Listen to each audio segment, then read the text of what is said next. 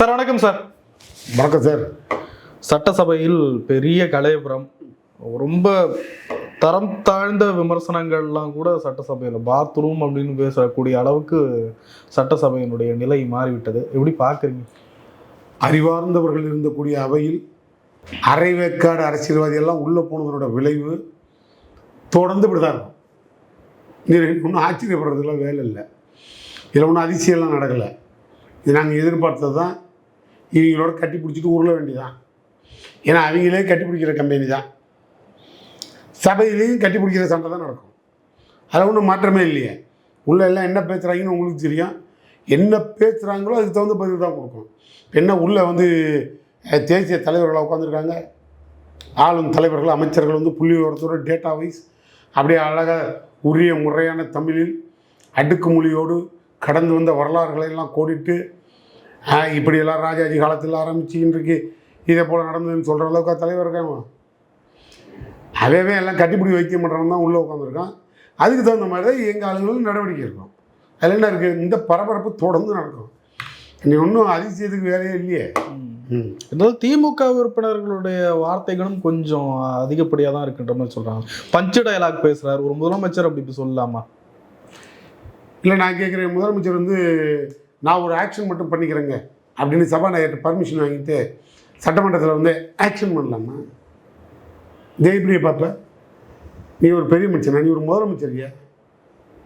ஒரு முதலமைச்சர் நீ சபாநாயகர், அதை விட பெரிய அறிவாளி சபாநாயகர், ஆகச்சிறந்த அறிவாளி சபாநாயகர்னு சொல்லுவோம். அவர் முதலமைச்சர் நடிகை நீ ஆக்ட் பண்ணிக்கோங்க.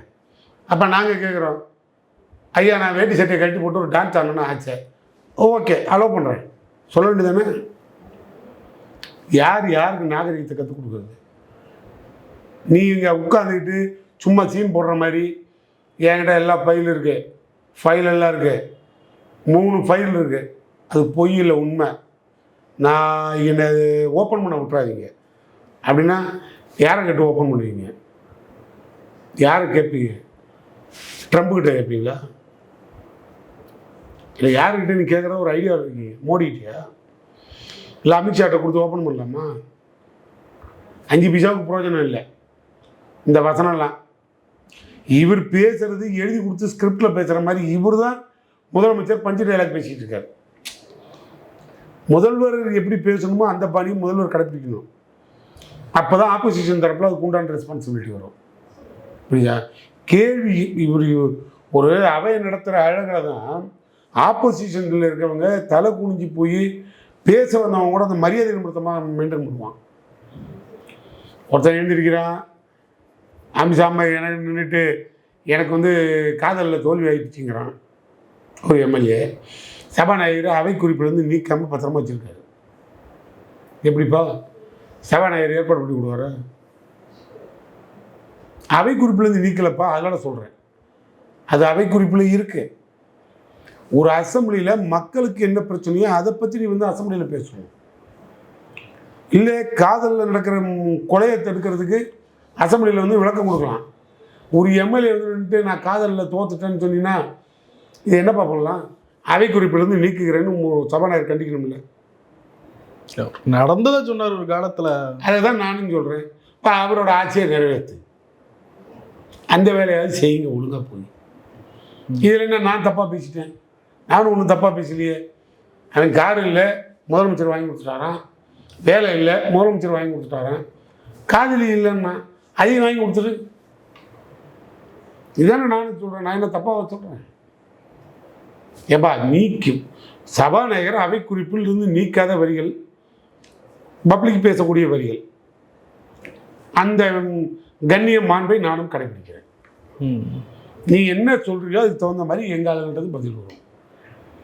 நீ தானே சொன்ன இப்போ நிர்மல்குமார் அது என்ன எல்லா பழுக்கும் ஒரு 7.5 வந்த மாதிரி எவனுக்கெல்லாம் இருமல் மாத்திரை கொடுக்குற மாதிரி இந்த நிர்மல்குமார் எழுந்தாலே பிரச்சனை தான். அதை முன்னாள் அமைச்சர் நேரு கூட எழுதி சொன்னார், எப்பா நீ பேசும்போது கொஞ்சம் பம்புழுகிற மாதிரி பேசாதீங்கப்பா, கொஞ்சம் அட்ஜஸ்ட் பண்ணி போங்க, நிர்மல்குமார் எழுந்திரிச்சாலே ஏதாவது ஒன்று பண்ணி விட்டுறாருன்னு. இப்போ அதே மாதிரி தான் எழுந்திரிச்சு கரூர் கம்பெனிங்கிறார். கரூர் அவர் கோயம்புத்தூர் எம்எல்ஏ செந்தில் பாலாஜி. ஒரு அமைச்சருக்கு எதிர்கட்சியில் இருக்க எம்எல்ஏ எந்த தொகுதியில் இருக்காருன்னு கூட எம்எல்ஏனோட தெரியாமல் நீ எழுந்து நின்று கரூர் கம்பெனின்னு சொன்னீங்கன்னா அப்போ அவர் என்ன பதில் சொல்லுவார்? உன்னை காவி கம்பெனின்னு தான் சொல்லுவார். நீ கரூர் கம்பெனின்னா அவர் காவி கம்பெனின்னு சங்கி உடனே நீ அப்புறம் காவினா சங்கின்னு ரெண்டும் ஒன்று தானே. உடனே நீ பாத்ரூமில் 3 மணி நேரம் தானே. இப்போ நீ பாத்ரூமில் போகாமல் பெட்ரூமில் போவிய. பாத்ரூமில் இருக்காருன்னா அப்புறம் அவர் என்ன சொன்னார்? அழகாக இருந்துச்சார். ஐயோ நான் பாத்ரூம் போகிற வரைக்கும் கண்காணிக்கிறேன்னா நீ என் மேலே எவ்வளோ அக்கறையாக இருக்குன்னு கேட்டார். இது என்ன தப்பு? ஏன்பா அவையவே பாத்ரூமில் போகாமல் நிர்மல்குமார் என்ன பெட்ரூம்லேயே போயிடுவாரா? பெட்லேயே போயிடுவாரா? பெராலி சேர்ந்தவங்களாம் மந்திரியாக இருந்தால் அப்புறம் எங்களை என்னையா பண்ண சொல்கிறீங்க?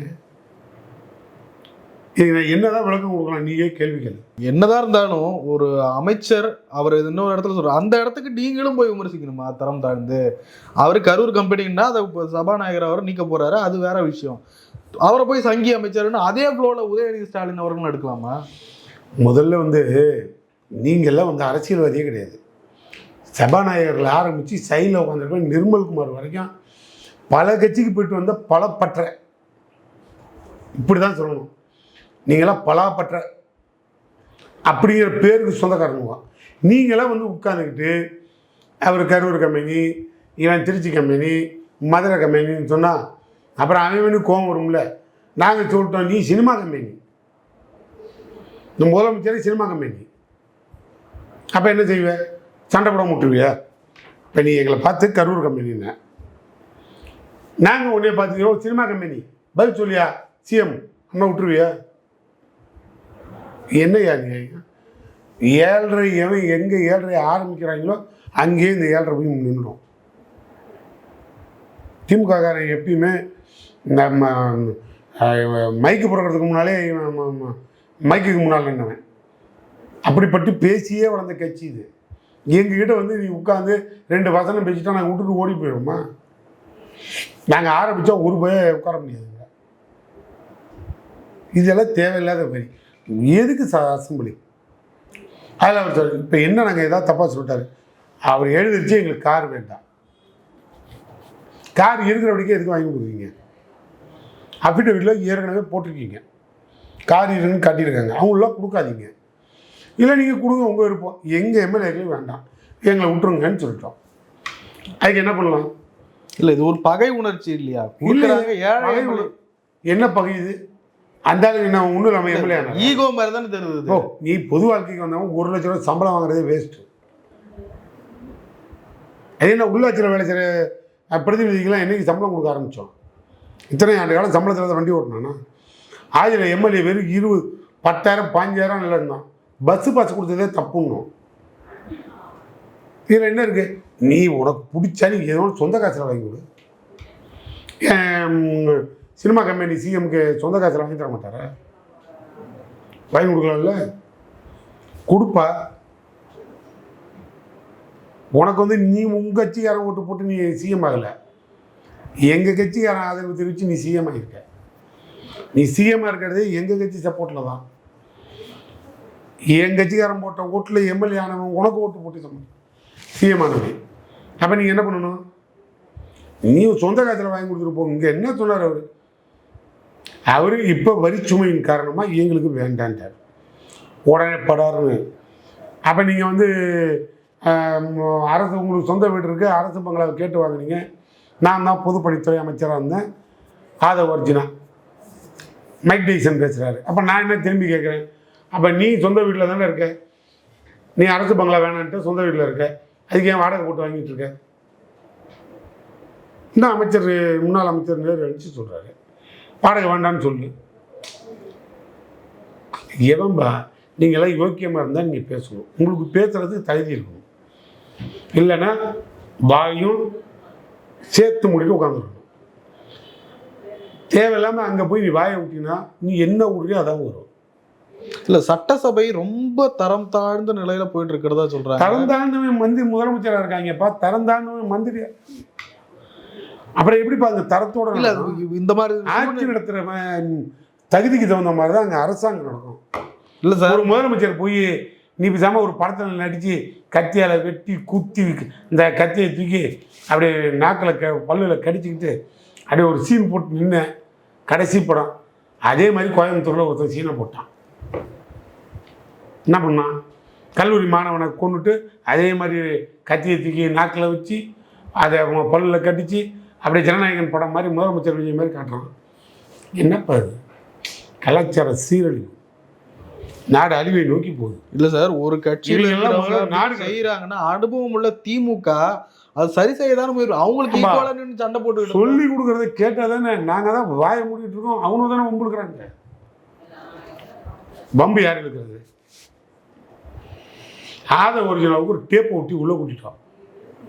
நிர்மல்குமாருக்கு காதரனில் பஞ்சு வச்சு உள்ளே கூட்டிட்டு வந்துடும். ஏன்பா அங்கே யாராலையாவது பிரச்சனையா? இந்த 2 7.5 தான் பிரச்சனை. நீங்கள் என்ன சொல்கிறீங்களோ அதுக்கு தகுந்த மாதிரி நாங்கள் பதில் சொல்லுவோம். சரி, அவங்க பேசுறாங்க, இப்படி தரம் தானது விமர்சிக்கிறாங்க. இது உதயநிதி அவர்களுக்கு அசிங்கம் இல்லையா? திமுக உறுப்பினர்களுக்கு அசிங்கம் இல்லையா? கல்வி ஒன்று நல்லா புரிஞ்சுக்கணும். இவங்க எல்லாம் பேசுவாங்க, சபாநாயகர் அவை குறிப்பிலேருந்து நீக்காமல் பதிவு பண்ணுவார். அதை நாங்கள் எதிர்கட்சியாக உட்காந்துருக்கோம், வேடிக்கை பார்த்துட்டு கவர்னர். இதெல்லாம் நாங்கள் ஆள் இல்லை. நாங்கள் பிரதமர் மோடியையே தமிழ்நாட்டுக்குள்ளே வரக்கூடாதுன்னு சிஎம் இருந்த போதே சிக்னல் கொடுத்த கம்பெனி திமுக. தமிழ்நாட்டுக்குள்ளே ஏன் வர? நீங்கள் எங்களை ஏமாத்துற, எங்களுக்கு கொடுக்க வேண்டிய பணத்தை கொடுக்கல, எங்களுக்கு வர வேண்டிய நிதியை நீ தடுக்கிற, உனக்குனே தமிழ்நாட்டில் இருந்தோம் எங்களுக்கு பயந்துக்கிட்டு கொல்லப்புறமாக காலேஜில் செவுத்து அடிச்சுட்டு உள்ளே வராங்க. அந்த அளவுக்கு எழுத்தவங்க நாங்கள். நீ சும்மா இங்கே வந்து உட்காந்துக்கிட்டு டுபாக்குற மாதிரி, டுபுக்கு பாண்டி மாதிரி இப்போ போய் அமித்ஷாவிட்ட போய் கட்டி பிடிச்சிக்கிட்டு கை கொடுத்துக்கிட்டு பொக்கையை கொடுத்துக்கிட்டு காலில் ஒன்று ஆசீர்வாதம் வாங்கிட்டு இப்படி போகிற ஆள்லாம் நாங்கள் கிடையாது. இன்னும் சொல்ல போனால் நீ ஷாக் கம்மி புரியும் உனக்கு, ரொம்ப டீப்பாக போக முடியாது. ஆதவர்ஜனா கேட்குறாரு, உதயநிதி ஸ்டாலின் அவர்களுக்கு தான் 3 பங்களா இருக்குல்ல, எதுக்கு வந்து கவர்மெண்ட் வீட்டில் குடியிருக்காரு, இப்போ கார் வாங்குறீங்களா அப்படின்னு கேட்டு. அவர் இருக்கிற வீட்டில் 25 பேருக்கு மேலே 20 பேருக்கு மேலே பார்க்க முடியாது. ஆனால் ஒரு எதிர்கட்சி தலைவராக இருக்கிறதுனால ஒரு 200-300 பேர் வந்து பார்ப்பாங்க. 100 கார் வந்து நிற்கும். பப்ளிக்கில் டிராஃபிக் ஜாம் ஆகக்கூடாது, பிரச்சனை வரக்கூடாது, பக்கத்து வீட்டுக்காரங்களுக்கு பிரச்சனை வரக்கூடாது. அதனால தான் மந்திரி பங்களான்னு தனியாக கொடுத்து தமிழ்நாடு ஃபுல்லாக இருக்க அத்தனை எம்எல்ஏக்கள் வந்தாலும் நிறுத்துறதுக்கு இடத்தோட ஆளுக்கு 10 ஏக்கரில் பங்களா கொடுத்தீங்க. இதான் ப்ரொசீஜர். அங்கே போய் அவரை போய் நீங்கள் இருக்கக்கூடாதுன்னு சொன்னால் நாங்கள் நீ பெரிய மனுஷனா, நீ ஓகேண்ணா, நீ சொந்த வீட்டில் இருந்துக்கிட்டு நீ வாடகை வாங்கி வண்டி ஓட்டிகிட்டு இருக்க அரசாங்கத்தில், நீ ரொம்ப நிதி சுமையை குறைக்கிறான்ல. உண்மையாக சொல்கிறது அவையிலே பதிவு பண்ணியிருக்கு. அவையில் ஏற்று பேச வேண்டியது தானே. முன்னாள் அமைச்சர் நேரு சொல்லும்போது எதிர்த்து யார் வாங்கினதை நான் வாங்கலைன்னு சொல்ல வேண்டியது தானே. சொல்லுங்கப்பா, சொன்னீங்கன்னா நீ பெரிய மனுஷன். அப்போ அது ரொம்ப யோக்கியமா? இது வந்து முறையற்ற பேச்சு. வீட்டுக்கும் காருக்கு வித்தியாசம் உண்டு. நாங்கள் நிதி சுமையை குறைக்கிறதுக்கு கார் வேண்டாம்னு சொன்னோம், அலவுன்ஸ் வேண்டாம்னோம். ரொம்ப மகிழ்ச்சிங்க, வரவேற்கிறாங்க, நன்றி என்று முதலமைச்சர் சொல்லிட்டு உட்காந்துருக்கணும். அது ரியல் முதலமைச்சராக இருந்தால். இதுதான் ஷாக் கம்பெனி ஆச்சு. நான் என்ன பண்ணுறது? எப்படி இதுக்கிட்டேருந்து பதில் வரும்? நீங்கள் என்ன விதைக்கிறீங்களோ அதை தான் அறுவடை பண்ண முடியும். புரியுதா?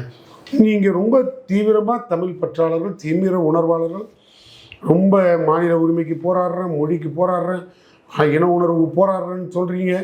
இதெல்லாம் பேசுகிற நீங்கள் டி.கே. சிவகுமாரை தமிழ்நாட்டுக்குள்ள விட்டே இருக்கக்கூடாது. இதுக்கே விட்டீங்க?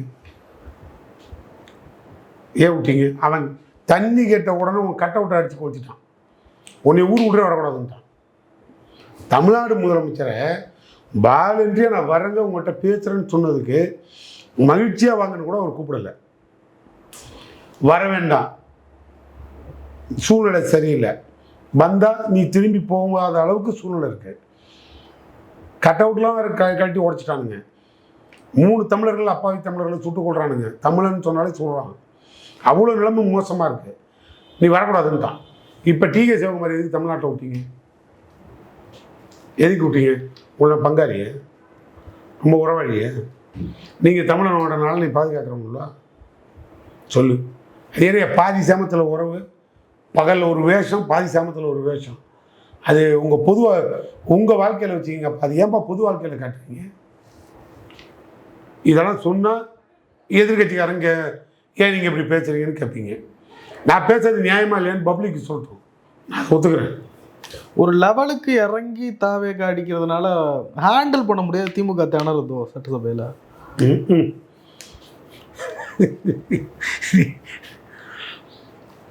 இந்த கேள்வி அவை குறிப்பிலிருந்து நீக்கிடு, வேற ஏதாவது கேள்வி கேளு.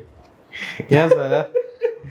இல்ல சார், இப்ப நிறைய விவாதங்களை பார்த்த கட்சி திராவிட முன்னேற்ற கழகம். பல ஆண்டு காலம் தமிழ்நாட்டை பண்டித நேரையே பார்த்த கட்சி. இல்ல சார், இந்த அப்ரோச் கொஞ்சம் டிஃப்ரெண்டா இருக்கு.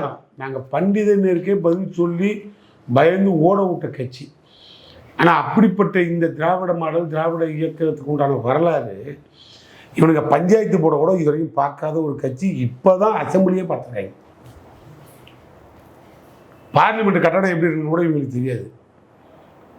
நாங்கள் பார்லிமெண்ட்டே உழுக்கிறோம். இவங்க என்ன இவங்களுக்கு பயந்துக்கிட்டு நாங்கன்னு சொன்னால் உனக்கு ஒரு கேள்வி கேட்கறதுக்கு ஒரு வரம்பே இல்லாமல் போச்சு. இது ஒரு கேள்வி, எங்களை பார்த்து கேட்குற கேள்வி. போய் அவங்கள பார்த்து கேளு, ஏன் எதிர்கட்சிக்காரங்களை பார்த்து பயந்து இப்படி ஒதுங்கி ஓடுறீங்கன்னு கேளு. சும்மா ஃபைலை வச்சுக்கிட்டு மூடிக்கிட்டு சிஎம் சொல்லியிருக்காரு, ஃபைலை திறக்க வச்சிடாதீங்க அப்படின்னு சொல்லியிருக்காரு. நாங்கள் இவரை விட மொத்த அதிகாரம் உள்ள மோடி கம்பெனியே இப்படி தான் தமிழ்நாட்டில் பேசுவாங்க. DMK file 1, DMK file 2, DMK file 3. யார்? தமிழ்நாடு பிஜேபிக்கு தலைவராக இருந்த அண்ணாமலை. அவர் கண்ட்ரோலில் தான் ஆளுநர், அவர் கண்ட்ரோலில் தான் ஒன்றிய அரசு. அப்படிலாம் இருந்த ஐபிஎஸ் படித்த அண்ணாமலை ஃபைலு அறவை கட்டுத்தனமாக அது எங்கே இருக்குன்னு கூட தெரியல. என்ன பிடிங்கி கட்டினாங்க. நீங்கள் கிழித்தது என்ன, கிழித்து தைத்தது என்ன, அது எங்கே போச்சு? ஃபைலையும் காணா, கவர்னரையும் காணா, அதுக்கு மேலே அது கொடுத்த அண்ணாமலையும் காணா. இப்போ ஒன்லி அமித்ஷா மட்டும்தான் வந்திருக்காரு. இதெல்லாம் நாங்கள் பார்த்து பழகி போச்சு கண்ணு. நல்லா எல்லாம் 10 பைசா பிரயோஜனம் இல்லை. அதுக்கு இவங்க இந்த உருட்டு மிரட்டெல்லாம் வேறு யார்ட்டே காட்ட சொல்லு. ஒழுங்காக போய் துறையில் எவ்வளோ தப்பு பண்ணியிருக்காங்கன்னு பழைய அதிகாரிகள் மேலே நடவடிக்கை எடுக்க சொல்லு. யோக்கியமாக இருந்தால் அதிகாரிகள் நடவடிக்கை. அதுக்கப்புறம் அதிகாரிகள்கிட்ட வந்து ஸ்டேட்மெண்ட்டை வாங்க, அப்புறம் எவிடன்ஸை கலெக்ட் பண்ணு. அப்புறமா நீ எதிர்கட்சிக்காக முன்னாள் அமைச்சர்களை தூக்கு. அங்கே வேண்டானே சொல்லுங்க. ஒன்றுமே கிடையாது. கையெழுத்து போடுற அதிகாரம், ஒருத்தனுக்கு அப்பாயின்மெண்ட் கொடுக்குற அதிகாரம் எங்களுக்கு கிடையாது. புரியுதா? வேலை போட்டவங்க லஞ்சம் வாங்கிட்டாங்கன்னா அந்த கார்பரேஷன் எம்டியை போய் தூக்கிட்டு வா. எவன்டா வாங்கினீங்கன்னு, என்ன டிஸ்குவாலிஃபைடில் போட்டிருக்கீங்கன்னு தூக்கிட்டு வா. ஆதாரத்தோடு கொடு. எதையாவது ஒரு முடிவெடு. நாங்கள் வேண்டானே சொல்லிக்கணும். நடவடிக்கை எடுன்னு தான் நாங்களே சொல்கிறோம். நீ ஏன்பா நீ புரோக்கர்களை முதல்ல பிடிச்சாலே உண்மை வெளில வருமே. ஏன் உன்னால இந்த தமிழ்நாட்டில் அதுக்குன்னு பணம் வாங்கி கொடுத்து புரோக்கரை கூட பிடிக்க முடியல? புரோக்கரையே பிடிக்க முடியாத நீ ஏகப்பா முன்னாள் அமைச்சர்கள்லாம் பிடிக்க போகிறேன். இதெல்லாம் சும்மா இவங்க தமிழ்நாட்டில் இப்படி வண்டி ஓட்டுறதுக்கு. இப்போ இவங்க 4000 ரூபா கொடுக்குறேன்னு சொன்னாங்க படித்து வேலை இல்லாத இளைஞர்களுக்கு. இதை கேள்வி கேட்கறதுக்கு ஒரு இளைஞர்கள் ஆரம்பிக்கிறான். இதை மடைமாற்றம் பண்ணணும். உடனே எங்கள் மேலே சார்ஜ் பண்ணிடுவாங்க. 1000 ரூபா இல்லை 2500 ரூபா பொங்கல் கொடுக்குறேன்னா குடும்ப தலைவர்களுக்கு அதை மடைமாற்றம் பண்ணணும். உடனே எங்கிட்ட வந்துட்டாங்க. இது எதுக்கு இப்போ எங்கிட்ட முடியாது? நீ போய் கொடுத்த வாக்குறுதியை நிறைவேற்றத்துக்கு ஒரு கையெழுத்தை போடு. இந்த மாணவர்களை போராடக்கூடாதுன்னு ஒரு சுற்றறிக்கை அனுப்புற. அடுத்த ஒரு 2 மணி நேரம் கழிச்சு அதை உடனே வாபஸ் வாங்குற. இதுதான் ஜனநாயகமா? நீ ஜனநாயக படத்தை அந்த படத்தை வெளியே விட்டதுக்கு அப்புறம் தான் பல பேர் செத்தான். அவ்வளோ புண்ணியமானவன் நீங்கள். அவர் ஒரு ஜாதகம் என்ன தெரியலப்பா. அவர் கட்சி ஆரம்பிக்கும் போதே செத்தானுவான். அது போகிற இடம், நடக்கிற இடம், நிற்கிற இடம், பார்க்குற இடம்லாம் செத்துக்கிட்டு தான் இருக்கானுவான். அல்ல, அவரோட பாலிடிக்ஸை பாடி பாலிடிக்ஸ் ஆயிடுச்சு. என்ன பண்ண சொல்கிறீங்க? உதயநிதி ஸ்டாலின் அவர்கள் ஃபைலை திறக்குறீங்களா, திறங்க, அதுக்கு என்ன ஜோசியம் பார்த்துக்கிட்டுருக்கீங்களா அப்படின்னு ஒரு வார்த்தை கேட்டார். உடனே திருப்பி நிர்மல்குமார் அவர்களை எழுந்து மஞ்சள் துண்டுக்கெல்லாம் ஜோசியம் பார்த்த கதை எங்களுக்கு தெரியும் அப்படின்னு சொல்கிறாரு. என்ன அது மஞ்சள் துண்டு ஜோசியம்? அதை புதுசாக சொல்கிறாரு. தெளிவாக ஒன்று புரிஞ்சுங்க. ஃபைலை வச்சுக்கிட்டு நான் வெளில விட மாட்டேன்னு என்னப்பா ஜோசியம் பார்த்தா விடுவீங்களான்னு அவர் கேட்குறது ப்ராக்டிக்கல் லாங்குவேஜ். நான் மஞ்சள் துண்டு போட்ட ஆளெல்லாம் எனக்கு தெரியும் ஜோசியம் பார்த்துன்னு சொன்னால் அதுக்கு என்ன அர்த்தம்? அப்போ செவ துண்டு போடுறவங்க அது. அப்போ நீங்கள் என்ன, எப்படி, எந்த கம்பெனி? இதுக்கு அதுக்கு ஏதாவது ஒப்பிட்டு பாரு. எங்கள் தலைவர் மஞ்சள் துண்டு ஏன் போட்டார்? எதுக்கு போட்டார்? கடவுளே இல்லைன்னு சொல்ல வேண்டிய அவசியம் எங்களுக்கு என்னையா இருக்குது? கடவுள் இருக்காரு பையன் சொல்கிறது எவ்வளோ நேரம் ஆகும்? பெரியாரே கடவுள் இல்லைன்னு சொல்ல, இருந்தால் காட்டு நான் ஏற்றுக்கிறேன்னு சொன்னார். நீ இருந்தால் காட்டு ஏற்றுக்கிறேன்னு தானே சொல்கிறான். அந்த புரிதல் அறிவு கூட உனக்கு கிடையாது. நீ பெரியார கொள்கை தலைவனாக வச்சுக்கிட்டு பெரியார் சொன்ன கடவுள் மறுப்பு கொள்கையை ஏற்றுக்க மாட்டேன்னு சொல்கிறேன். ஐயோ, பெரியாரோட கொள்கையே கடவுள் மறுப்பு தான். ஏன் பெரியாரை ஏற்றுக்குவாங்களா? பெரியார் யார்? உங்கள் சித்தப்பா பிரச்சனை இல்லை? என்ன அர்த்தம்? பெரியப்பாவா சித்தப்பாவா? பெரியாரை ஏற்றுக்கிற நீ பெரியார் கொள்கையை இதை மட்டும் ஏற்றுக்க மாட்டேன்னு சொன்னால் கொள்கையே இதான்பா. ஒரு கூமுட்டை கம்பெனி அவங்களுக்கு போய் நீ மாற்றி மாற்றி இப்படி சொல்கிறாரு இப்படி சொல்கிறாரு இப்படி சொல்கிறாருன்னா எதைப்பா நான் மதித்து பதில் சொல்கிறது? எங்களுக்கு இந்த நம்பிக்கையே கிடையாது, கடவுள் நம்பிக்கையே கிடையாது. அப்புறம் ஏன் நாங்கள் மஞ்சள் சால்வை போடுறோம், சிவப்பு சால்வை போடுறோம், கருப்பு சால்வை போடுறோம்? கருப்பு சால்வை போடுவோம், சிவப்பு சால்வை போடுவோம், மஞ்சள் சால்வை போடுவோம், வெள்ளை வேட்டி கட்டுறோம்.